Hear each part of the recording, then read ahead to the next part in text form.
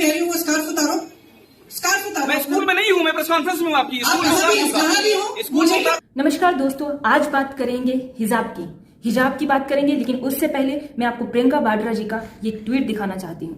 Whether it is a bikini, a घूंघट, a pair of jeans or a hijab, it is a woman's right to decide what she wants to wear. This right is guaranteed by the Indian Constitution. Stop harassing women. Priyanka Vadra जी लिखती हैं कि महिलाएं घूंघट पहने, हिजाब पहने या बिकनी पहने, ये उनका अपना अधिकार है और इस बारे में उन्हें हराश नहीं किया जाना चाहिए। वाह रे मेरे देश की विलायती बेटी, तुम तो पप्पू को भी पीछे छोड़ गई। बहुत अच्छा ट्वीट किया है तुमने, लेकिन तुम ये भूल गई कि इसका मतलब क्या हुआ। इसका मतलब हुआ कि शिक्षा केंद्र में बिकनी पहन के आए कोई। वाह, तुम लोगों की मानसिकता तुम्हारे एक ट्वीट से ही पता लग जाती है। जब देश में महिलाओं के अधिकारों की बातें हो रही होती हैं, जब इस तरह का कोई भी संवेदनशील मुद्दा होता है, तब तुम लोगों की जुबान पे ताला लग जाता है। लेकिन जब हिजाब की बात आई तो तुम लोग राजनीतिक रोटियां सेकने, हिजाब को और ज्वलंत करने की कोशिश कर रहे हो। इस तरह का ट्वीट करने के बाद प्रियंका वाड्रा जी प्रेस कॉन्फ्रेंस में अपना आपा तक खो बैठी। आपको मैं कह रही हूँ वो स्कार्फ उतारो, स्कार्फ उतारो। मैं स्कूल में नहीं हूँ, मैं प्रेस कॉन्फ्रेंस में हूँ आपकी। कहाँ भी हो। मुझे क्या अधिकार है आपको ये कहने का? नहीं है। देखिए, एक महिला का अधिकार है, वो बिकिनी पहनना चाहे, वो हिजाब पहनना चाहे, वो घूंघट लगाना चाहे, वह साड़ी पहनना चाहे, वह जीन्स पहनना चाहे। इसमें कोई राजनीति की बात नहीं है, ना होनी चाहिए। पर स्कूल में बिकनी कहाँ से आ गई प्रियंका जी? स्कूल की बात है, वो शैक्षिक संस्थान की बात है। वहाँ पर बिकनी कहाँ से आ गई? देखिए, आप बोल बोल करके कुछ भी कह सकते हैं। किसी का अधिकार नहीं है कि वो एक महिला को कहे कि तुम ये पहनो। आपको मैं कह रही हूँ वो स्कार्फ उतारो, स्कार्फ उतारो। मैं स्कूल में नहीं हूँ, मैं प्रेस कॉन्फ्रेंस में हूँ आपकी। कहाँ भी हो। मुझे क्या अधिकार है आपको ये कहने का? नहीं है। मैं अगली तस्वीर दिखाना चाहूंगी महाराष्ट्र से, जहां पे हिंदू लड़कियां हिजाब पहनकर फुटबॉल का मैच खेलने गई हैं।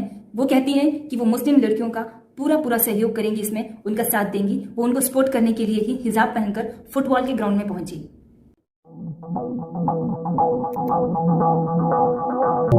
मैं इन लड़कियों को ये पूछना चाहती हूँ कि क्या तुम्हें अपने हिंदू धर्म का ज्ञान है? क्या कभी तुमने अपनी धार्मिक किताबों को खंगाला है कि उनमें क्या लिखा गया है? क्या तुमने कभी किसी भी धर्म को अच्छे से पढ़ा है? तुम धर्म निरपेक्षता की बात करते हो, लेकिन इसको धर्म निरपेक्षता नहीं कहा जाता। अगर तुमने महिलाओं का साथ देना ही है, चाहे वो किसी भी धर्म की हैं, तो ये बहुत अच्छी बात है, लेकिन कम से कम अच्छी चीजों के लिए उनका साथ दो, ताकि वो विकास उनका हो सके, ताकि वो प्रगति कर सके। लेकिन मेरी समझ में ये नहीं आ रहा कि हिजाब पहनकर इन लड़कियों का, इन महिलाओं का कौन सा उद्धार हो रहा है। जब कोई भी व्यक्ति किसी शिक्षा संस्थान में एडमिशन लेता है या कहीं भी जॉब के लिए जाता है, तो वहां के कुछ प्रोटोकॉल, कुछ डिसिप्लिन के नियम होते हैं जो उसे मान्य होते हैं। देखा जाए तो हिजाब का मुद्दा इतना बड़ा मुद्दा नहीं था, लेकिन कुछ राजनीतिक लोगों ने इसे बहुत बड़ा बना दिया।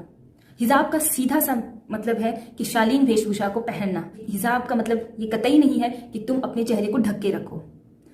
और अगर चेहरा ढक के तुम किसी भी शिक्षा केंद्र में, किसी भी ऐसे संस्थान में जाओगे जिससे तुम्हारी आइडेंटिटी छुप रही है, तो ये सिक्योरिटी पर्पस से भी मुझे लगता है कि सही नहीं है, और ये किसी भी कीमत पे इस बात को नहीं माना जा सकता है। और जब कोई भी व्यक्ति विशेष किसी भी संस्था में एडमिशन लेता है या कहीं भी जॉब करने के लिए ज्वाइन करता है, तो वहां के कुछ नियम और प्रोटोकॉल होते हैं जो कि उसको मानना जरूरी होते हैं। अगर वो उस शिक्षा केंद्र में नहीं पढ़ना चाहता है, तो वो उस ऐसे शिक्षा केंद्र में जाए जहां पे उसे हिजाब पहनने की या ये उसे अपने धर्म विशेष के जो उनके वेशभूषा है, परिधान है, उसको पहनने की अनुमति हो, तो उसको पहले से ही वहीं पे एडमिशन लेना चाहिए। लेकिन अचानक से उनको आया दिमाग में कि हिजाब पहनकर जाया जाए, ऐसा कैसे पॉसिबल है?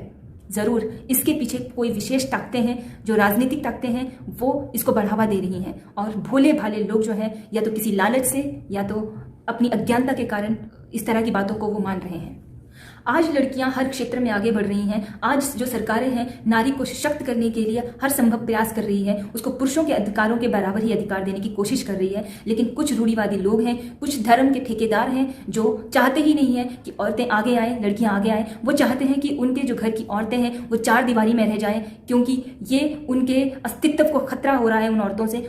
आज दुनिया में बहुत ज़्यादा ऐसी मुस्लिम कंट्रीज़ हैं जहाँ पे औरतें प्रताड़ित की जाती हैं, हिजाब के नाम पे उनको घर की चार दीवारी में बंद किया जाता है, उनको बाहर नहीं निकलने दिया जाता, उनको बिल्कुल भी अवसर नहीं दिया जाता आगे बढ़ने का। वो औरतें जो है 3 तलाक से प्रताड़ित हैं और वो चाहती हैं कि उन्हें भी पुरुषों के बराबर अधिकार मिले, वो भी आगे बढ़कर कुछ कर दिखाना चाहती हैं और ऐसी कंट्रीज़ में वो महिलाएं बहुत ही ज़ोर शोर से विरोध कर रही हैं। लेकिन विडंबना देखिए, भारत जैसे देश में जहाँ पे सभी धर्मों के लोगों को एक समान माना जाता है, स्त्री और पुरुषों को एक समान अधिकार देने की बात हो रही है, वहां पे आज प्रगति कहाँ रुक रही है? हिजाब के नाम पर। लेकिन हिजाब को कौन बढ़ावा दे रहे हैं, ये सोचने वाला मुद्दा है।